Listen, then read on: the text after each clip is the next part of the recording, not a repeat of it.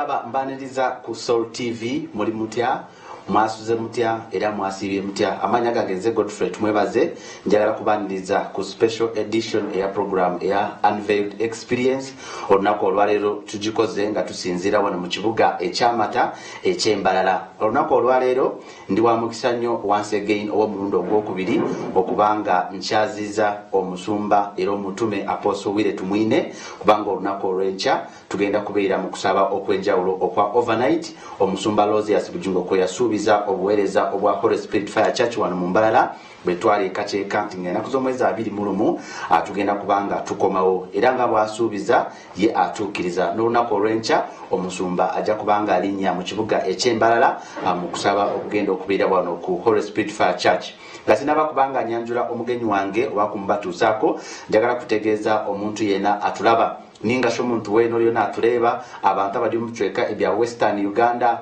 abali mu Ntungamo abali Bushenyi abali Kabare abali Sinjiro abali Masaka nebitweka byona abali Fort Portal abantu bali yone barugambende abantu bali yone barugambare bakwijaha omukushaba ngenda kubamanyisa ntenteka teka zonna ziwendo bambategeeza nti entegeka zonna zigenda maso bwentunulira wabweru wano wentudde lwakubakati wano ndi munda nenge wabweru ndabye stage yamaze okubanga bajiwanika emizindalo bagitaddeyo obute balimo kutegeka ekibuga Mbarara ne Western yonna besunze olunaku olwencha tugenda kwatogerako ku bintu bingi mu kubibuuza abantu bebuuza omukwano ogwa Pastor Aloysious Bujjingo n'Omusumba Willy Tumwine gwavaawa kubanga Omusumba Aloysious Bujjingo tamanyi nnyo tatera nnyo kukyalakyala mu makanisa tatera nnyo kutambula naye ku mulundi guno ekintu kino yakiwanise nnyo yayagadde nnyo Embarara ekyanga n'olukungana luno oba okusaba kwa overnight kuno kugenda kubeera ku mikutu eja Salt Media gyonna ku Soul TV n'emikutu gyonna eja Salt FM kosa ne Facebook ne YouTube ne app so twagala kumanya ebisingakaawo so munzikiriza mu kiseera kino mbanjulire omugenyi wange gwenchaziza olunaku olwaleero Apostle Willy Tumwine era owa Holy Spirit Fire Church naye abuzeeko kubatulaba ku Soul TV. Musumba once again tuli bamukisa nnyo kubanga tukusinkanye era webale nnyo kuba nti buli kadakiika tugamba Musumba twagala kubaako kye twogera naawe ofiisayo ku kadde kubanga saawa zino kimanyi wandibadde mu lunch hour naye tuwaddeyo ku budde buza kubatulaba ku Soul TV tuli program Unveiled Experience. Njagala kuwaniriza nnyo bannange mwenna abatulabe yonna nsanyuse nnyo omukisa guno gumpeereddwa Soul TV okubaako byenjogera ate n'okwaniriza abantu mu night prayer y'amaanyi egenda okubeerawo olunaku lw'enkya era nga muganda wange ono wadde abategeeza buli kintu kyonna kitegekeddwa tuli wano tubalindiridde. Muri mutya olyo otya nga tunaba kutuuke ukyanga tuve Mbarara tuba tunaba kumanya twali kacheeka Mbarara eryetya kiki ekiriyo ninga kini kyekyezo muri Mbarara kikyo mu Western abantu abakoza kwija kuno no bashangayo ki oyire hamate nogo bakumanya ngo twija kuno yantu antunya mate ya no manya nkore ne manywa nkensi ya mate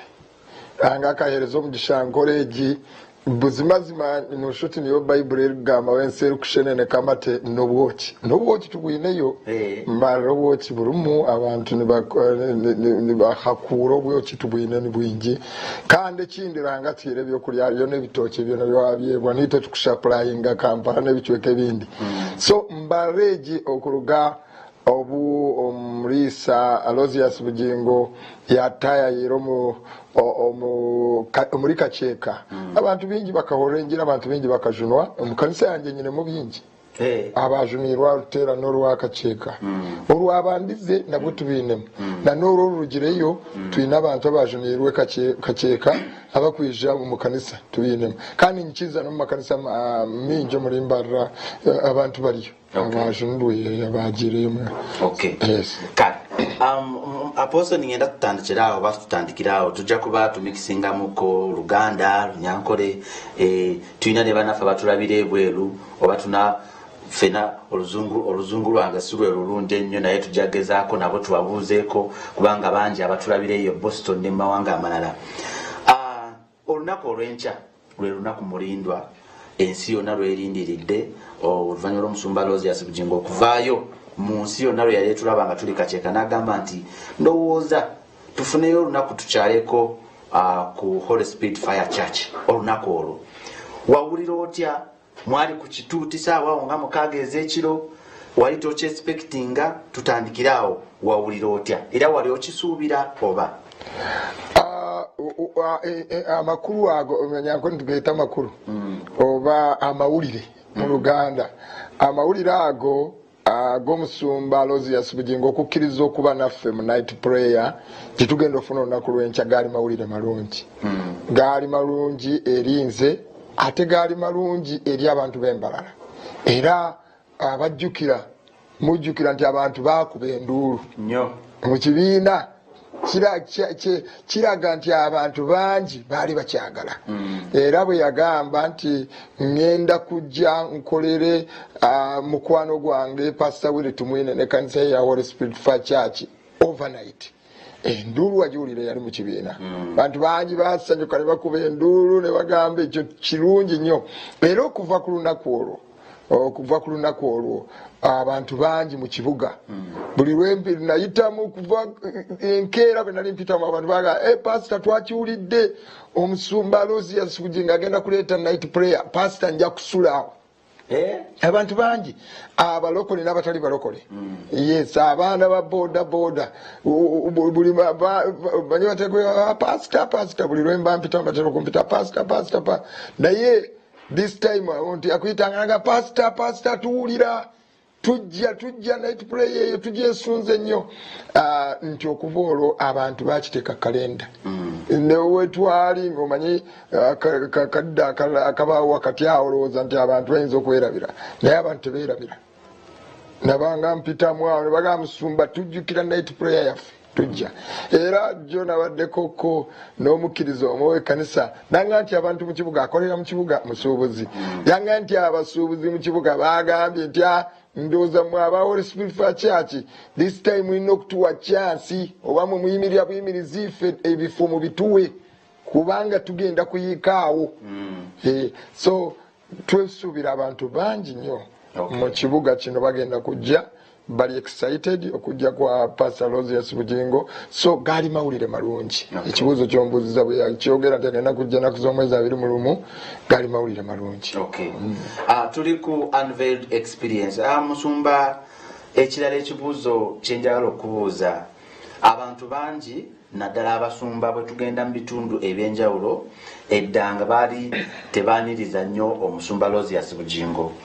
nga batya nga bomanyi oluusi entalo zibeera mu makanisa naddala ag'abalokole n'amalala gabeeramu n'entalo naye ng'abantu ebiseera ebisinga bw'otuukayo ng'oli akugamba omanyi Musumba Bujjingo yalina ekizibu ekinebu ekiti Musumba Bujjingo ABCD ng'abantu bamwaniriza naye ku mulundi guno bamwaniriza naye tugenda kutuukayo eyo naye njagala sooka nkubuuze gwe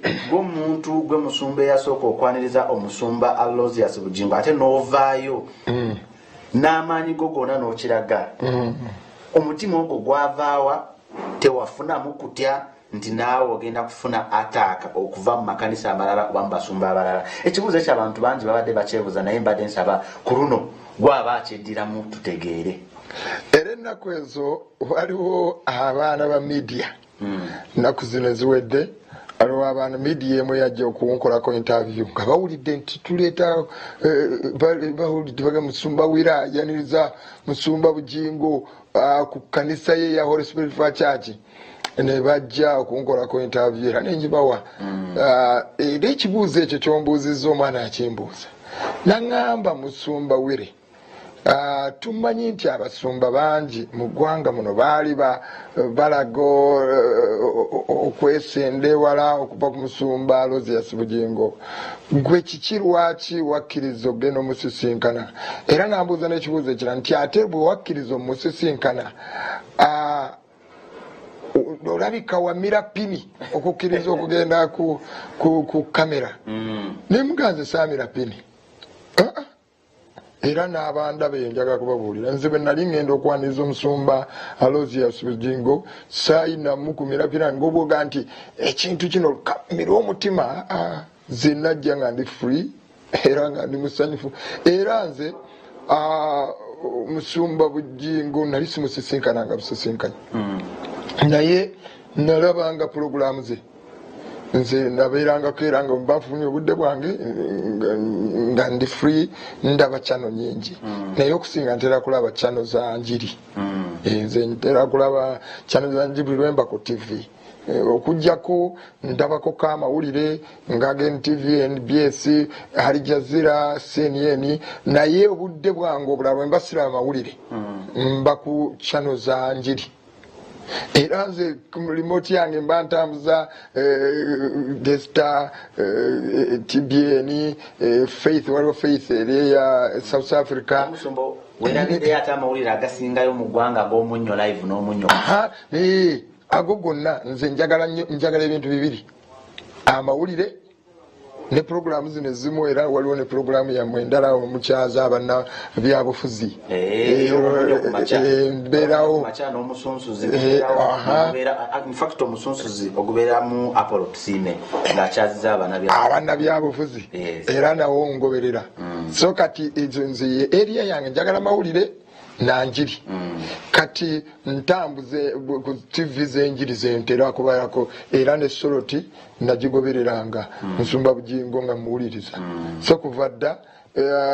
ate ekintu ekirala nze ekyenina mu bulamu bwange njagala nnyo okulaba abantu abatamanyi Katonda abatali bakkanisa nga bakuŋŋaanye wamu okuwulira enjiri. Nze era omuntu asobola okukuŋŋaanyiza abantu unchurched people. Tubayita unchurched people kubanga bwe tunedda mu nsonda zaffe ennyo ez'ekkanisa ne tweggalira omwo tuba tetukola mulimu gwa Kristo. Kristo yatugamba tugende eri ensi, aga mugende mu nsi yonna mubuulire ebitonde byonna. So Omusumba Bujjingo nze okuva lwe namugoberera nga ndaba engeri gy'asika abantu bano abatali bakkanisa nabo ne bafuna ku chance ewulira enjiri nakimwagalira nnyo. Kati nze okujja wano mu Mbarara n'okuleetawo olukuŋŋaana, era omanyi bwe yali ajja yakinyinyonyola kubanga bwe namusisinkana namugamba munnange watuyise mu lukuŋŋaana nga ati munnange, era yakozesa ekigambo naga nze ndikaana kambaata neetakulira naŋŋaku Bayibuli gyeŋŋenze ebibuga byeŋŋendamu ate abasinga okunwanyisa Abasumba. Kati nze ekyo kinneewunyisa nnyo. Kati Abasumba okuvaayo okumulwanyisa wano ebivulu bingi bijja, ebivulu mubiraba, ebyeza radio, ebyeza TV, ebyabantu abayimbi abamu abayimba beeyambudde bayita ensi n'ensi neyeeyiwaawo. Naye ate Abasumba ne mulaba nga ate temulwanyisiza kivulu ng'ekyo. Naye ekivulu ekigenda okwogera ku Yesu, gwe omusumba w'omu kibuga, ate n'oba nga gw'oyimiridde okirwanyisa ekibuuzo, oli ku ludda ki? Oli ku lwani? So kati nze nali nga namwagala dda, era bwe namusinkana nemugamba nti singa wali ontegeezezza nti era mbadde ndi wakujja bwe nakiwulira ku lukuŋŋaana lwe olwasooka olweyajja ekaceeka, era nze nali neetegese nga nja kujja. Nali simanyi, nali manyi oluusi simanyi ayinza obutampita ku kituuti, naye era nali sijja kifaako. Nali ngenda kujja mbeere mu kibiina mpulirize enjiri ensanyuke wamu ng'abantu balokoka, kye nali neetegese. Naye ate bwe nafuna chance nti bwe natuukawo ate nannyaniriza bulungi bannajja ku Lwakuna mu bisinja awo nzize mutabani wange yasooka okuŋŋamba ono Peter naga nti naye nagambye Musumba Bujjingo naga nti Musumba wange ajja kujja ku lukuŋŋaana naga nti bw'anaabazze njagala mulabe. Kati nange yalinga surprise bwe ntuukawo ku misingi ku Lwokuna Omusumba naŋŋamba tugenda kukola emisingi ewamu. It was a surprise. Nensanyuka nalinawo Omusumba omulala mukwano gwange naye w'omu Mbarara muno naye ayagala nnyo Omusumba Aloysious Bujjingo, bamuyita David Kamanzi. Nali ngenze naye awo natugamba tulinnya ekituuti wamu. Twasangawo n'Abasumba mu mikwano gy'abaali bavudde mu bitundu ebirala tulinnya ekituuti. Ate bwe tutuuka ku kituuti n'ayogera n'Abasumba naga nti mwe mugenda kwaniriza kweyanjula mwogereko eri abantu mwayanjula amakanisa gabona ki, naye emisingi gino njagala girekera Musumba Willy atubuulire, mpulira alina obujulizi atuwe ne ku bujulizi, nempa obujulizi nembuulira twagenda okuyita omumanyi lwali Lwakuna ng'omukolo gwa Lwakutaano naye olwedde ekisaawe kumpi hafu yali ejjudde ngenda okumaliriza okubuulira okuyita abalokoka twafuna abantu balinga bakikumwataano ekikumwana olwaggulu olulokka mu bantu just abazeeka. So kuva olwo tutandika okwogera n'omusumba Aloysious Bujjingo nangamba mbuuliranga nti abasumba bangi bagezaako okusabotaginga kyava tatera kubayita nemugamba ffe wano mu Mbarara nina abasumba bemmanyi nga balaba purogulaamu zo basanyuka abalimu omutima gw'enjiri abasumba abalimu omutima gw'enjiri bangi basanyukira Salt TV ne Salt Media kyekola bantu bangi balokokedde ku Salt Media. So nze ndi muntu ayagala abantu okulokoka ate nendaba omuntu alokola abantu ate nensimbe kuuli kubanga nze ekirala ekyenjawulo kankubule muganda wange tumwebaze abantu fenna Yesu olunaku lumu bamuleetera omukazi nga balina ejjinja amayinja guno n'abagaa kale atenda kibe yabakuba bonna ne badduka. Teriiyo muntu wano asobola kugamba nti ye ali kirini era gwe olimuku olina gw'okulitisizinga naye ate waliwo omulala akulitisizinga byonna bwe bito biri. So nayenze ku bwange nsanyukira nnyo omulimu Salt Media gwekola Omusumba Aloysious Bujjingo gwakola ogw'okusobola okutuuka mu ba unchurched abalokole n'abatali balokole ate abalokole abalina bangi naye ate abatali balokole bamuwulira nnyo kubanga yagenda najja n'ekintu abamu ne bakikulitisizinga naye nze sakikulitisizinga yatandika omulamwa gwe mujjukira kuva dda nga Katonda antumye okwogera eri abalokole n'abatali balokole okusabira abalokole n'abatali balokole ekintu ekyo totera kisangamu muffe abasumba eno akugaa Katonda bw'aba nakkolera omala kulokoka naye ate bwe tutunuulira enjiri ya Yesu Kristo yawonyanga abantu nga baleetanga abalwadde n'abawonya. Balaye yajja ewa Yesu ne bagoba n'agamba atakikolangako bamukuba amayinja. Yesu yatuula nnyo n'abantu bano mu Makka essuula ey'okubiri mu lunyiri olw'Ekumenya yali atambula n'asanga omusajja bamuyita Leevi ye Matayo yali muwooza. Abawooza mu biseera ebyo abantu baali babayigganya nga babakyawa nga babagoba ku Katonda. Abanaddiini balaga nti abo mmwe muli boonoonyi nnyo. Bambi abasajja bano nabo betuyita aboonoonyi baba baagala Katonda munda mu bo naye olw'okuba we are so aggressive tubagoba tubakyawa tuboogerera so babeera eyo bambi nga munda bandyagadde Katonda naye bakimanyi nti bano ba agenti ba Katonda tebatukkirizayo. Okimanyi nti abantu baagala Yesu naye bakyawa ekkanisa kubanga ekkanisa yalaga ekifaananyi kibi erimu abantu abakyamu yabalaga nti bakyamu tebaagalibwa babi nnyo Katonda yabakyawa naye nga n'ekkanisa naye yokka nabana abagoba bannaabwe nabo Yesu kyava abaga lwaki olaba ekiri mu liiso lyamu nonoterana nabo beetaaga kisa kya Kristo ffenna twetaaga kisa. So Omusumba Bujjingo yajja ne approach nungi era eyambye abantu bangi nzikiriza kubanga nze nagobereranga Omusumba Bujjingo nga bwe nkugambye waliwo nawuliranga ng'abatiza abantu 700 abantu 600 kakati abo abantu bazze ng'agambye nze ngenda kusaba n'abalokole n'abatali balokole naye bwe bazze ne bawulira enjiri ya Kristo ne bamanya amazima ne bakkiriza ne babatizibwa. Olwo Omusumba tewafunayoko ku rejection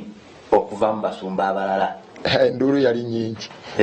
nakati bakuba enduulu naye nze kisookera ddala nina endowooza egamba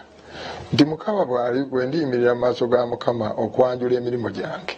sigenda kuleetamu tumwebaze nja kubaayo nzekka era nange nja kubeera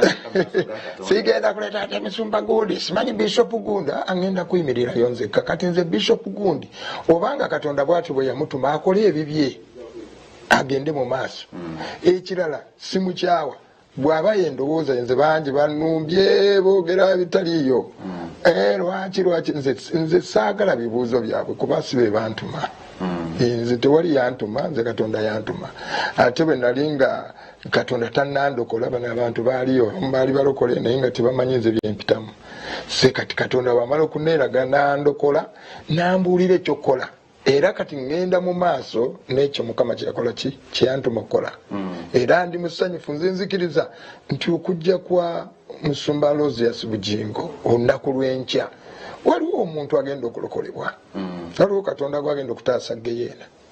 nze kati ogwo omwoyo Yesu Kristo agamba nti omwonoonyi omu bw'alokoka muggulu wabeerayo embaga nze sibategeera obumpimpi bano abawakanya enjiri ng'eno abawakanya events nga zino ezijja okubuulira ku Kristo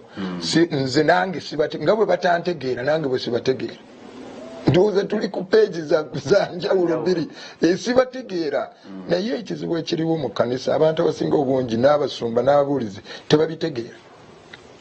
babigwambugwi tebategeera kye baliko batomera butomezira kavuyo kanje kali mu buweereza kali mu babuulizi bangi tebeetegeera tebamanyi kye balina kola abamu balowooza kuzimba bwakabaka bwabwe abalala bali mu kuzimba simanyi ministry zaabwe abalala balwanira mannya erinnya lyange lyeri balisinga eryagundi nze mba mbeera naggwa no mu kibuga waliwo omuntu omu yajja ne munno n'atandika ekkanisa nange tayagala kuwulira kkanisa ndala zonna ayagala kuwulira yiye yokka kati abakavuyo ngaako kutoyagala kuwulira kanisa ndala yonna bo badde bakola ki nabo nga bakuŋŋaanya Yesu Kristo lunaku lumu baamuleetera abayigirizwa ne bajja nga bagamba tusanze omuntu ng'agoba dayimooni mu linnya lyo ne tumuyimiriza mbu n'abagamba lwaki mumuyimiriza akuŋŋaanya awamu naffe tasaasaanya era tisimulabe waffe oyo ali ku lwaffe si mulabe waffe bw'aba akuŋŋaanyizaamu muyimiriza waaki so kaakati Yesu Kristo singa ajjanga mu kibuga kino eky'Embarara oba mu ggwanga lya Uganda n'akuŋŋaanya abasumba bonna mu kisaawe kimu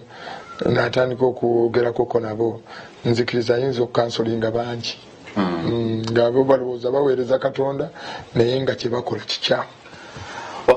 Tuyanza tukyali n'omusumba Willy Tumwine owa Holy Spirit Fire Church era nga olunaku olw'enkya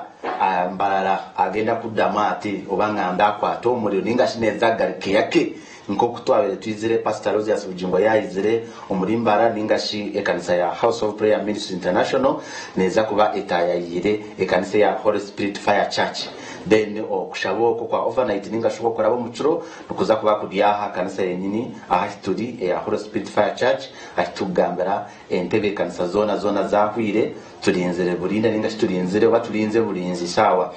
Musumba waliwo kintu kyenjalo okubuuza oyina engeri gy'olimu omuntu ow'enjawulo ndabye abasumba bangi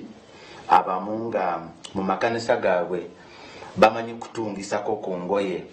omanyi eddiini endala ze twakuliramu nga bolaba obukatuliki obukristaayo abo abasiraamu bambala ekanzu zaabwe naye ffe mu bulokole tetuyina lugoye nti lwa balokole ono pasita naye ate ndabye abasumba bangi banabbi baani n'abalala ng'omusanga ayina engoye nga naye alinga bali ab'eddiini endala gw'okikola otya okubanga oli so oba mu lulimi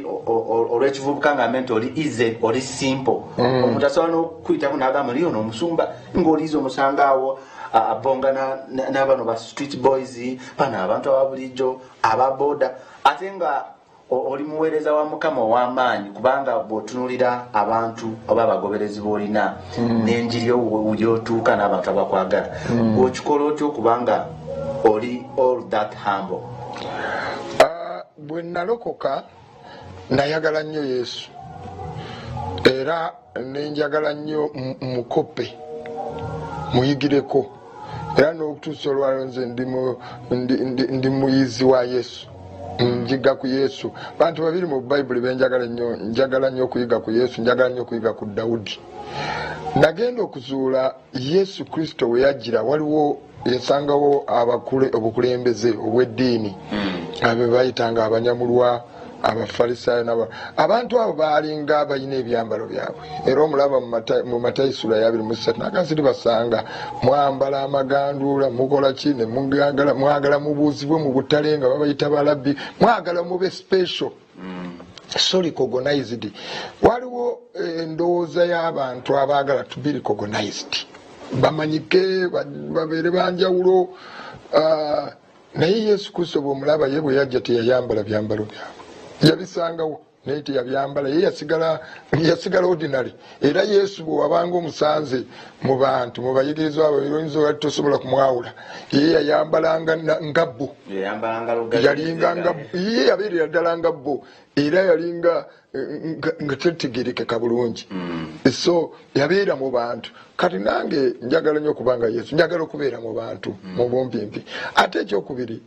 ebintu bino ebyokulumba abantu netubalumbagana okubakopako ebyambalo netubafaanagana sibiwagira kubanga abantu bali ebyambalo byabwe babikolerera ate babisomerera disipulini yabyo kati olwaleero ogenda nosanga dulinge nga ffe tetunatandika kwambala byambalo byabwe bishop yabanga bishop omuntu gwe wasanganga nga yambadde ekyambalo kya bishop era omulabanga naye kati ketwabirumba era bakaaba nze abamu bansinkana ne banneebaza n'okwebaza baganda bange bakyakyo Buganda abaweereza ba Mukama bensinkana waliwo bangi abansinkanye ne banneebaza ne bagamba Musumba Willy weebale kutulekera byambalo byaffe weebale luli Reverend Canon omu yaŋŋamba nti kati bw'oyambala essuuti yo n'obuulira enjiri abantu tebalokoka nanga nti bambi mulokole abantu abo abamu balokole era abamu batwagala omusajja yayogera ekigambo nga kiva ku mutima gwe naga kati Musumba Willy bw'oyambala essuuti yo ne tayi yo obuulira enjiri abantu tebalokoka bo basabira tebawona nanga naye lwaki bannammwe abamu bagenza okubuukira mu byambalo byaffe abamu babaswaza tebamanyi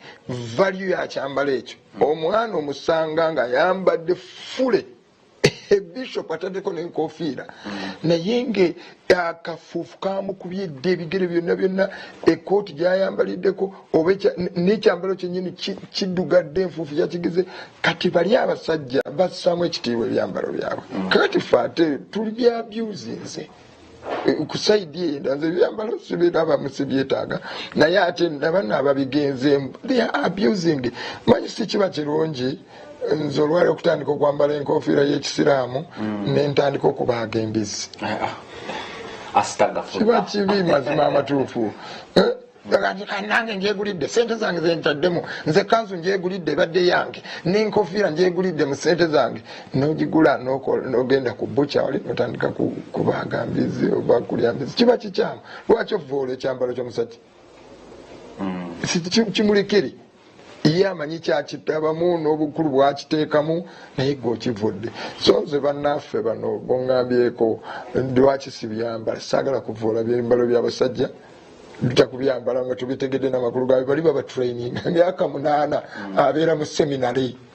amuyigiriza ekyambalo ekyo nze lutwalina faaza nannyonnyola lwaki bambala ebiddugavu nti bo babagamba bafaaza ntegeke entuufu yali nti bo babeere baavu bayitibwa mmese za mu kkanisa era ekyambalo ekyo babakolera ekya bbulaaka nga faaza alina okuba n'ekyambalo eki ikanzu emiyokojooza kiro naye kati ebintu modernity bwe yajja ne babakkiriza okuba ne more than one naye nga zonna za bbulaaka nga ne bwanaajambala bajja kulowooza gye yabadde mujjo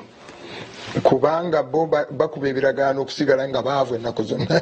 kati bo eddiini yaabwe yebasomesa naye ate ffe eno tukkiriza nti bweweereza Mukama lunyiri lwa Bayibuli lugamba ti bwe bagonda ne bampeereza banaamala ennaku zaabwe zonna mu kukulaakulana mukisa so kati ffe tukkiriza mu kisa naye bali obalaba arrangement yaabwe bamwambazizza ekiddugavu tekiddugala mangu tekifunako mangu kubanga yemmese ya mu kkanisa akuba ekirayiro okuba omwavu kati gwokyeripyemu ate gwe oli mukukkiriza mu bugagga nakulakulana so kati nze nkubira bannange omulanga ebyambalo bino tubirekere bannanyini byo kubanga ekyambalo sikikwongerako oba mafuta nze sibyambala naye nina influence ate abantu banzikirizaamu ate nze ngenzeeko ne mu mikolo egimu bwensanga nga munange yazaabye epakidde naye ate nga bwe yazze bamutuuzizza amabega naye nenzija buzi nga ndi mu suuti yange noga Musumba Willy wuuyo nwanzije ne bateeka n'ogamba nti kati ekyambalo tekikuyambye noonya mafuta noonya influence. Okay tukirya unveiled experience niyo program turuho kandi tulya mu kibuga kya Mbarara ninga Mbarara City tulya Holy Spirit Fire Church akitolabe tuine okushaba anyenkyakare abantu batandikire kwija aposo naza kuba natugambira oba barabikirize barareho kuba wetwogerera abantu batandise okujja bali wabweru enteekateeka zonna agenda tutuburira baba n'abakkiriza basule wano waba nafuna we basula then ncha basobola okubanga batwegatako mu kusaba nti ajja kwatubira n'okutubuulira bagenda tandika sawa meka ku makya waggulo sawa meka naye nga tuline aposo Wily Tumwine ayongera okubanga atutangaza ku nteekateeka ez'okusaba okwenkya n'okuba nti omusumba Aloysious Bujjingo agenda kubanga amukyalira wano ku kanisa ye ya Holy Spirit Fire Church. Aposo ebiseera ebisinga omusumba Aloysious Bujjingo bw'aba ategeka enkuŋŋaano banga waliwo ekintu kyonna ekiriwo oluusi abeera n'omulamwa n'amantu tugenda kutambulira ku kigambo bwekiti ne bwekiti omuntu eyeteekateeka okujja mu kusaba ninga so omuntu weeno lyona yetegekanisa okwiza omukushaba nyenkyakare omu overnight aije ayisibire ki aije ateekateekire ki ninga ki asuubire ki ninga ise ayisunje tikyakugira kikundije neki nikiza kuhinduka then tuli mulamwa guha ogututambulireho omukusaba kwitoko kwa overnight okulabe kuli hanyenkyakare. Okushaba kwitoko kwa nyenkyakare kwa overnight, first of all abantu abatandika kwija tukwija kubataganisa tuine kanisa yitu ni mpango ise tenti konkeri comfortable munda barugara bareje nibija kubyama mukurungi tuja kubikiriza babyame bategereze nyenkyakare cyakare nituja kutandika bukiri kare ashaza kubasha 12 praise na byamani bija kuba twatandikire kuri muhimbisa so abantu abakuba muri ya mirimo yanyu nyenkyakare za kubasha 12 be wakireho aho kuba weza leti no basabutafuna mwanya joke jinde kanisa tikishaye cyakacheka kacheka ni mpango yes nito tuine ground entuzagipakira mu butebe konkate kwingana kacheka kikumanyisa weza leti basa kweshanga wayemerera ari munonga ninga wafuna mwanya ogutakwija kuyamba ku enjoyinga nabwe ekyo abantu bakubira omulanga mujjeko nga bukyali abavudde wala okusula bajja kwebaka. Ekirala omulamwa omusumba Aloysious Bujjingo abadde n'omulamwa abadde atambuliramu era omulamwa ogwo tetwagala gwawukanako nnyo adde atambulira mulamwa amagumba amakalu okuddako ennyama magumba amakalu mangi aliwo amagumba amakalu agategeeza omuntu okuba takyalina ssuubi bantu bangi bambi beera yamukubaakuba era ne bwomutunuulira n'omugamba nti ojja kubaako obulungi agamba naye ndowooza oli mu kunsaagisa oli mu kudaala bangi kulowooza omuntu lwaki yandyetaddemu omuguwa ne yetta gy'alaga tamanyiyo so amagumba mangi amakalu abantu abamu baboogerera bigambo waliwo abakazi bangi omuvubuka yamugoba n'amugamba oli kasasiro toyinamu kati ng'ali awo alowooza ensobi zonna ze yakola n'azeeteeka ku mutwe ago magumba amakalu geetaaga okuwulira enjiri ekigambo kya Katonda mwe Mukama n'amugamba yogera eri amagambo mwe magumba amakalu muwulire ekigambo kya Mukama mugenda kuba balamu. So tukkiriza abantu bwe banajja ne bawulira ekigambo kya Mukama wonna we badde bakaze abakkala kwa ssuubi obakkala kwa mwoyo waliwo n'abeetaaga spiritual revival yatandika w'amaanyi mu mwoyo yasaba nga n'akwata ku Mukama naye kati nga tewakyali ne bw'asaba alinga akuba olwazi lunaku lw'enkya tukkiriza nti abantu bagenda kuddamu okukyalirwa mwoyo omutukuvu ajja kukoma ku bantu ba Katonda essaalayo edde bujja abadde wakala naawe okiwulira ne bw'osaba ebintu kwegamba byakupanga naku lw'enkya lunaku lwo Katonda agenda kuyamba oddemu ofune breakthrough osabe onyumirwe ku ssaala onyumirwe ku kutendeeza onyumirwe ku bulamu oddemu oseke osanyuke kuba bayibuli essanyu lya Mukama ge maanyi gaffe so naku lw'enkya omulamwa twagala kweyongerayo n'amagumba amakalu gafuna ennyama kale tweyanza ekirala ninga sekinda abantu abakutureba aposone basa kugira ngu abantu kwakureba ka stage bareba nko butebe batekateka muninke kivuru cy'abeshongozi ba gospel then okutaha mu sente then ekindi of course wali tuinamu n'abasumba abamu abagamba abantu olusi kujja ne sente jamune ensigo obato ina nsigo tojja abato ina basa tojja kati abantu amu olusi baba beeralikirira bakugira ngu hona munyono bakunyikiriza ntahemu nishaba abantu nawe onjire kubashoborera okutaha mu tushashura ninga then ekindi nebyokwerinda biri bita ekyokubanza ninsiima Ruhanga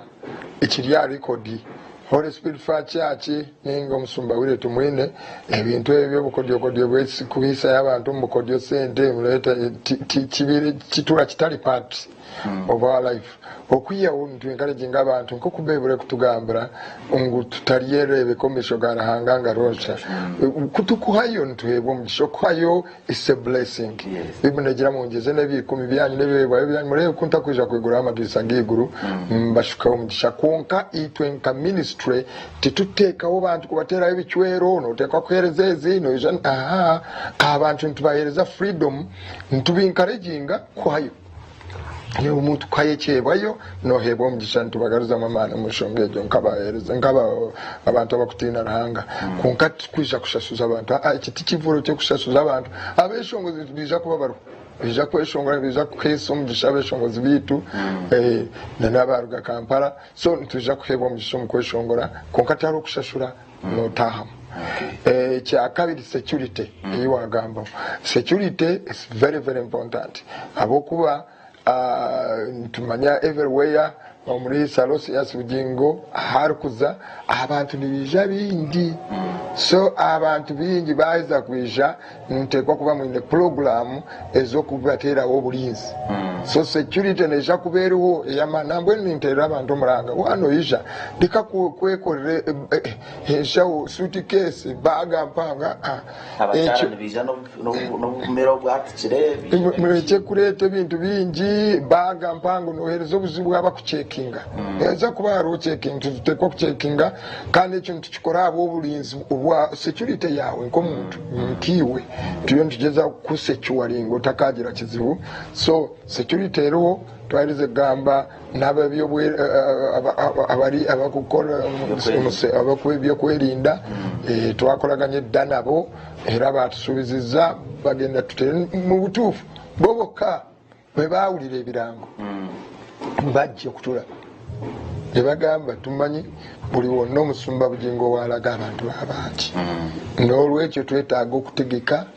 entegeka ennungi nti abantu bajja kubeera safe era batuukawo dda ne balambula ekifo era naffe twali twamaze dde okubatukako n'abalala ne bajja bonna bamanyi ekigenda mu maaso era bagenda tuteekako obukumbi bugenda kubaawo bw'amaanyi era omuntu abadde ayagala okujja okola efujjo ojja kwetikka sandi kwagaliza ate waze mu ssanyu nga lino ate osula emabega w'emitayimbwa so banywani bange bakomando b'omu kibuga mujje nga muzze kusaba this time otherwise bajja kukusalako bujja kukusalako so wegendereze aposo wali language ejetolo kozesa mbadde nsaba osoko yiteko bachali bali abali eri mu ghetto wali abali mu ghetto eri mu kizungu wansi mu ghetto zone zo mu Mbarara nabo bajje manyi bagenda kubeera kwa manyi wano waka waabwe baseya bange mbayita temubeerayo mujje tusabe Katonda jatuyamba manyi baba mwita jajja God ajja kuyamba jangu ajja kuyamba gwe nebo boze tojiwunyisa wamusajja mwebuli mujja kubeeramu buli plain clothes n'obuli mu uniform jakuba buketta so munange sagala kusaza obusulemida ate nga wadde kusanyuka wamu n'Omusumba Aloysious Bujjingo nkuyita jangu naye jangu mwana ng'opoye powa gwefune koona lyokasibira awo owulire ekigambo ojja kuweebwa omukisa ojja kuweebwa omukisa naye bw'ojja kugiwunyisa bajja kukusalako musajja mwebuli ndowooza muwulidde abakulu eyo language eyo yenjiri in fact Musumba watyo kimanyi olunaku lwe wasooka okubuulira mu lukuŋŋaana lwa House of Prayer engeri gye wa attractingamu tension y'abakkiriza bonna n'abantu bonna mu nsi yonna yeyo language gye wakozesa nti at least n'oyo omuntu alowooza nti ekkanisa temwagala yawulira n'agamba I am part of yana naga naffe tulinayo omuntu waffe atukiikirira asobola okwogera olulimi lwe tutegeera era bangi baalokoka gana shuwayo bangi baalokoka awaliwo ensonga enkulu endala gye njagala obuulire engeri gye wamala okutegeera Omusumba Aloysious Bujjingo mu weeks ebbiri emabegaawo obeemu yavaayo n'alangirira nti okusaba kuno kugenda kuteekebwa ku mikutu gyonna egya Salt Media. Naye nga tulina abasumba bangi, research eraga nti currently mu Uganda abalokole fe abakyasinzeeyo emikutu gy'ebyempuliziganya by'amawulire mu Uganda, fe alina radio ne TV ennyingi. Naye kizibu nnyo okusanga omusumba ng'akkiriza omusumba munno okugenda n'abuulira nga tasasudde wadde ekikumi. Nkiraba ku Salt Media we waliyo pastors hour nga abasumba bonna tubanoonya ne tuba recordinga amu ne bajja mu studio ne babuulira enjiri ku bwereere. Bwe wawulira omusumba alangiridde nti okusaba kuno kwa overnight kugenda kubeera ku mikutu gyonna gya Salt Media, wawulira otya? Era abo abalina emikutu abataagala gigabanya nabo waliyo abasumba abalala bambi abatalina radio naye nga balina enjiri ennungi nga tebabaweebwa mukisa, bo oba wabula ki bakole batya? Ekisookera ddala njaga kwebaza nnyo omusumba Aloysious Bujjingo ne Salt administration. Mwebale akusiga ensigo eno nsigo. Eno nsigo nnene era ngibeebaliza era nsaba Katonda abawa omukisa okukkiriza abantu bonna abasumba okuba nga tukozesa media, Salt Media okutwala obubaka eri abantu ba Katonda. Nkibeebaliza nnyo kubanga nze nina omukisa nti ne mu pastors hour mpeebwa nnyo omukisa era mirundi mingi ndabise ku pastors hour manyi abantu bangi bandabye sisasula na 10 bampa bya bwereere. So mbeebaza nnyo Salt Media, Mukama b'omukisa eyo nsigo muba musize kubanga okukkirizaako omulala naye najja n'ayisaawo eddoboozi lye muba mutuyamba naffe okulabisibwa mu nsi yonna. Kati era nga bw'oga nti omusumba yagambye emikutu gyonna eno overnight egenda kubeera ku mikutu gyonna. Omanyi nti olunaku lwajjo omukyalo omwali Bungereza ali London bamuyita Grace yansindikidde message yamulabye omusumba Bujjingo nga alanga era yaŋŋambye nti ensi enkya agenda kutuula ku TV ali London. Aŋŋambye night prayer nja gibaako, nja kuba ku TV era musumba wire nja kubanga nkugoberera. Yasooka kundaba ku crusade ey'ekaceeka ku overnight y'ekaceeka yasooka oyo omukyala independent ekaceeka wane Mbarara yasooka okundaba. Oyo omukyala nali ndokose mu 1989 nenjoyininga ekkanisa ne musangayo nga muwala muto nange ndi muvubuka muto ne tubeera mu buweereza twaweereza wamu ffenna nga tuli bavubuka twaweereza ali mu kwaya nga nange ndi mu kwaya n'aba mukwano gwange mu 91-92 n'agenda e Bungereza. Okuva olwo teyadda yagenda muwala muto yatuukayo n'afumbirwa alina n'abaana bakulu. Twakoma olwo addamu okundaba nampeereddwa omukisa. So bannange nzi media eyamba wetuddamu connectinga ne Grace andaba kubanga ye agoberera nnyo Salt, muntu ayagala nnyo Salt Media, ayagala nnyo omusumba Aloysious Bujjingo era bw'amala okundaba yagezaako n'amaanyi ge gonna n'afuna essimu yange mba ndi awo ndaba essimu eva Bungereza ngikwata nga Grace sikyajjukira Grace anzijukiza Grace obeerayo nti mbaayo naga nasanyuse nnyo nakulabye ku Salt TV naga nasanyuse nnyo era bwe yaddamu bwe baalanga Independence Night omwaka ogwo naga nti Nsumba Willy ajja kujja mu Independence Night yaddamu nankubira ngenda kulinnya ennyonyi ngenda kujja era yatwali ku Independence Night naye yaliwo yalinnya ennyonyi najja ne tuddamu ne tusinkana after how many years from 92 to 2002 20 years. Guno mukutu eba it's a blessing. Omusumba omulala mukwano gwange era yanyamba nga nakalokoka bamuyita William Kanyike abeera America. Okimanyi bwe tumala bwe nva ku Independence Night naye bantu bangi abagoberera omusumba Aloysious Bujjingo musumba ali America bamuyita William Kanyike era n'abandaba abamu bayinza okuba mumanyi. Kati musumba William Kanyike andaba ate ku Independence Night naye nancontactinga nangamba musumba Willy nasanyuse nnyo bwadde obuulira nasanyusa nnyo okulaba nga oli wamu n'omusumba Bujjingo awo era nasanyusa abantu abalokose weebala obujulizi kubanga oyo amanyi obujulizi bwange be basajja abanyaniriza nga naakalokoka kati andabira America. So bannange bino media kyetukolera era nakati manyi bangi abandabye abagenda abadde batakyamanyi Willy bakawboyi bange baboyi b'omusite benalinga nabeekatwe bangi abandaba bangi Batandika mwana Willy laba Willy ne beekanga ne bandaba era ne kati gye bali abanketta era kati mbamba kubira mulanga ne baga mwana mulaba muve mu sitole mujje mutwegateko tulokoke Mukama atutaasa banketta era bandaba kwolwo ku Independence Park bakawboyi bangi abalokoka abaali bamanyi Independence Night bangi abalokoka abagamba era nga tuddayo ekololo nga 29 era nzija sigisubwa sigisubwa Independence Night nzija njagibeerangamu eyo yanyumira kubanga bannange otunulira ekibaawo abantu bajja ne basa bannange senkubira omulanga Abasumba abandaba tuve mu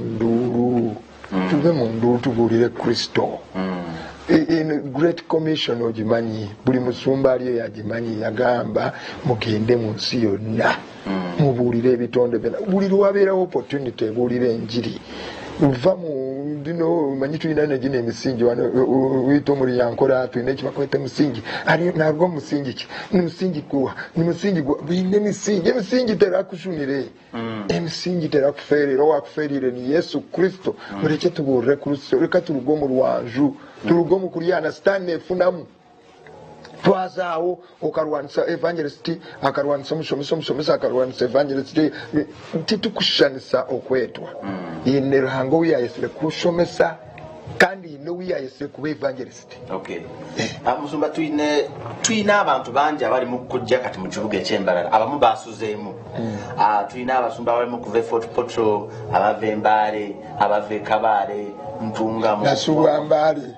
nafuna mu program ezane nali njaga kuvuga mmotoka nzije Mbale ni nayo basumba mikwano gyange nali njaga bakuba surprise era Mbale batwaniriza nnyo njaga bakuba surprise bandabe nga nvudde Mbarara nga nzize ku lukungaana lwa Musumba era nja kutandika okugenda ku nkungaana ze nja kwesabiranga manyi ntera kubaamu oluusi bize naye ngenda kwesabiranga enkungaana ezimu mugoberere tusumulule abasumba ali abasumba nga bandyagadde okujja naye nga beetya olw'abaana abakozesa obukaawu n'obukambwe obungi kati ne babaayo nga batya naye bwe balaba omusumba nga Omusumba Willy ng'abuddeyo tatidde nabo bavaayo so kati nasubwa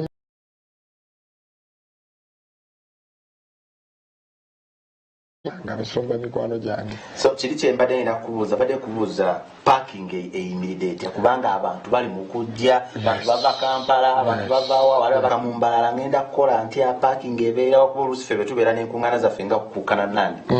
parking zibeerawo bwe tubagamba mufune awali parking mupangiseyo ne munda waba wajjudde n'ebweru nga wajjudde kati ekukya parking omuntu atulaba ategeka okujja akiri kitya. Tuyina omukisa nti waliwo oluguudo lwaffe street bagiyita Major Victor Bwana eggogirabye waggulu awo bali mu kugikola bagigaziyangazi obudde bw'ekiro eba tiinaako kantu yonna tugenda gikozesanga parking tugenda kuteekayo abasirikale abagenda okuuma n'okuyamba abantu okuparkinga obulungi tuyinako n'ekitundu ekitono kya parking nga ku kanisa naye ekyo tekijja kumala tutunuulidde nnyo ku luguudo olwo oluguudo luli kumpi nekyaki era bwe tunaabanga tuli ku kituuti oboola bulungi ku mmotoka z'abantu ezipakingiddwa tugenda teekayo ettaala zibe nga waaka bulungi tuteekeyo n'abasirikale abakuuma era ne ba asha baffe ne security y'ekkanisa tulinamu abaana be twatendeka abagenda okubeerawo so emmotoka y'omuntu ejja kubanga eri safe naye nga mbadde nkubira omulanga omanyi Katonda atuwadde emikisa osanga nga famire emu erina emmotoka 3 temutambulira mu mmotoka 3 temutambulira mu mmotoka 3 mugiremu emu ekitundu bw'oba osobola obutajja na mmotoka ng'osobola okukozesa bodaboda nekudropingawo kubanga zo zijja kuba nyingi nga bw'ogambye abantu bagenda kuva bule so nkubira omulanga abandaba bwe kibanga kisoboka obutajja na mmotoka girekeeyo kijja kuba kitukendeerezaako parking gyewandibadde oteekamu omulala agiteekamu naddala abagenyi baffe abavudde ewala so bw'oba osobola okujja ne bodaboda ababodaboda mwebali yajja n'akudropinga n'agenda naye nga parking yo weeri tulinawo awo ku luguudo waggulu wetubadde tutegese n'ekitundu ekimu emabegaawo ya tent waliwoko parking naye tukawoko motoka ntonotono so abasobola okujja nga toleese emotoka kyoba okola naye naawe anaaleeta emotoka tuyina engeri gye tutegese. Abasumba nga tumaliriza waliyo abasumba abagenda okujja otwegatako okuva eno mu Mbarara nga bamanyi nti wetubeere n'abasumba abalala bajja waliyo n'abeerayo omusumba n'agamba hanze bwe ngendayo bananzikiriza okubeera eyo. Abasumba bambi bwe munaaba muze nja kusanyuka nnyo mmanyi waliwo abagenda okujja ninayo abasumba era ababadde bajja omusumba Aloysious wabadde ajjanga waliwo abo mmanyi bagenda kujja naye n'abalala abatajjanga mbaaniriza abasumba mbaaniriza era munajja nja kusanyuka nnyo mwe kye munaasalawo yinza okujja naga naye saagala kuba mu kamera era tetujja kuteeka mu kamera naye ate omusumba n'aba alina eddembe tujja kuba tuli basanyufu nnyo okumwaniriza wetutegekedde abasumba okubanga bwe batudde musumba Aloysious Bujjingo n'abalabako tujja tusanyukira naye n'agamba nti munnange musumba nze njagala okujja naye nkyayagala kukola nga Nicodemus omanyi Nicodemus y'omu ku bantu abakkiriza Yesu naye yali wa mu Bayudaaya yali wa mu bagondi Bafalisaayo naye kuuma obutayagala kuba nti yayagala ntalo. So nga tumaliriza njagala mu bigambo byo ebisembayo abantu bayite okujja mu lukungaana tusibule kubanga obudde butuweddeko. Neeyanziza nnyo okusookera ddala abasoloto okumpa omukisa guno kubanga njogerako n'abantu era n'okuyita abantu night prayer yaffe neebaawo olunaku lw'enkya. Mmaliriza nga nkubira omulanga buli muntu yenna ndabye badde nkusaba naabaako gw'otegeeza mmwe abalina zi social media zi WhatsApp teekayo olango night prayer y'olunaku lw'enkya teekayo langa ate jangu tujja kuweebwa omukisa mukama abanvera omukisa. Tweyanzege tubadde n'omusumba Apostle Willy Tumwine olunaku olw'enkya tewakyali kulanga kulala ate asobola okuva eyo na gy'oli olukungaana luno oba okusaba kuno kwa overnight akugenda kubanga kukuweerezebwa jonna era nga tosubwa obeera wonna ku Facebook, Twitter ne YouTube